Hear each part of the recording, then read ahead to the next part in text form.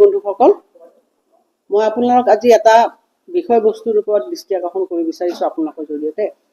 সেইটো হৈছে যে মহিলাসকলৰ নেতৃত্ব।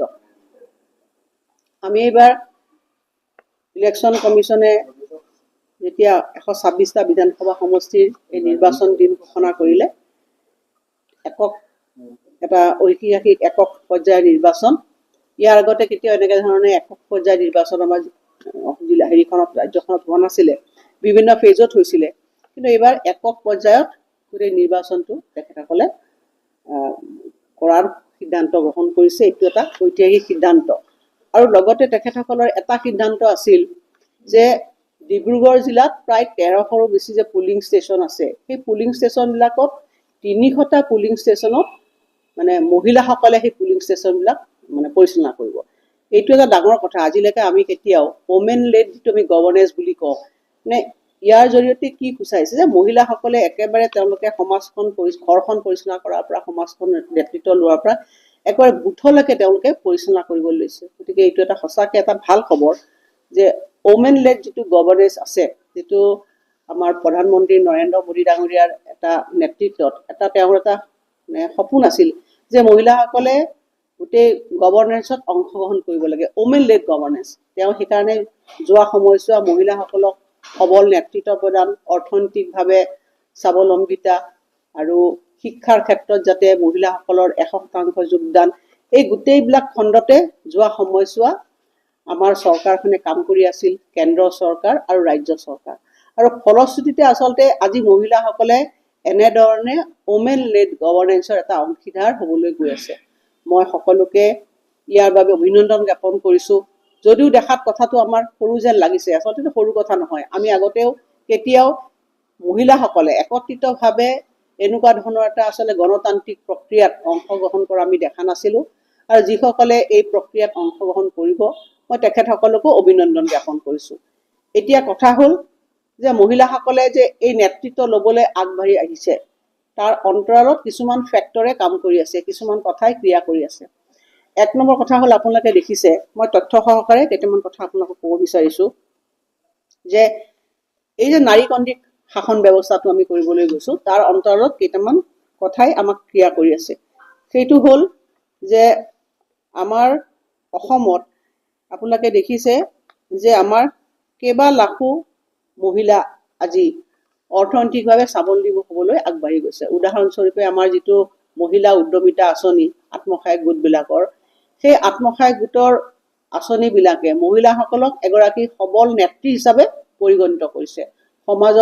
সমাজ জীৱনত তেখেতসকলে যে নেতৃত্ব ল'ব পাৰে, এই আত্মসহায়ক গোটৰ সদস্যসকলে সেইটো প্ৰমাণিত কৰিছে। আৰু লগতে আমি মহিলাসকলক অৰ্থনৈতিকভাৱে আগবঢ়াই লৈ যাবলৈ যি 40 লাখ মহিলাক আমি অৰুণোদয় আঁচনি প্ৰৱৰ্তন কৰিলোঁ, এই অৰুণোদয় আঁচনিও এই কথাবিলাকত এটা ডাঙৰ ক্ৰিয়া কৰিছে। আমি যেতিয়া অৰুণোদয় আঁচনিখন প্ৰৱৰ্তন কৰিছিলোঁ, তেতিয়া মহিলাসকলক এটা কথাই কৈছিলোঁ, মুখ্যমন্ত্ৰী ডাঙৰীয়াও কৈছিল যে ই হৈছে আপোনালোকৰ প্ৰতি থকা আমাৰ এক সন্মান। যেতিয়া এগৰাকী মহিলা আৰ্থিকভাৱে স্বাৱলম্বী হ'ব, অৰ্থনৈতিকভাৱে সবল হ'ব, তেতিয়া তেখেতৰ ঘৰখনত পৰিয়ালটো তেখেতৰ সন্মান বৃদ্ধি হয়।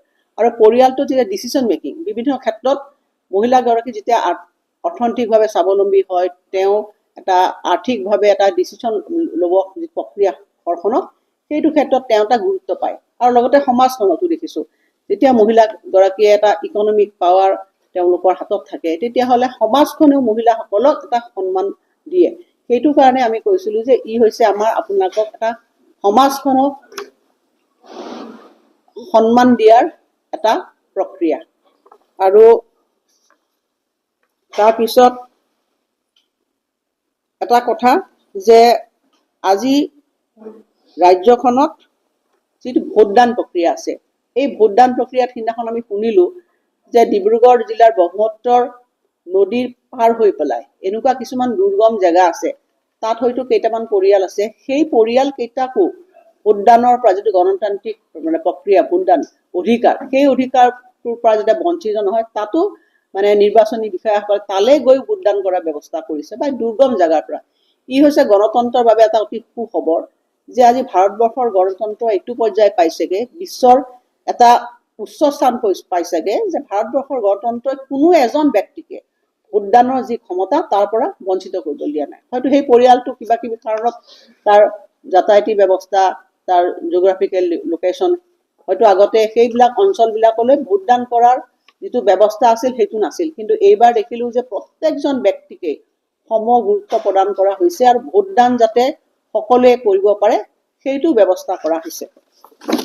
ইয়াৰ পিছত আপোনালোকে দেখিছে যে শিক্ষাও এই নেতৃত্ব তেওঁলোকে মহিলাসকল ল'ব পাৰে, এই আঁচনিবিলাকৰ এই উদ্দেশ্য।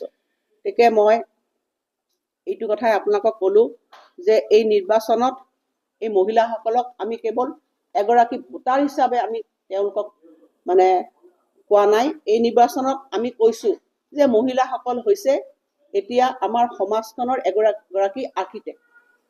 সমাজখনক চলাব পৰা, নেতৃত্ব দিব পৰা আজি মহিলাসকল আগবাঢ়ি আহিছে।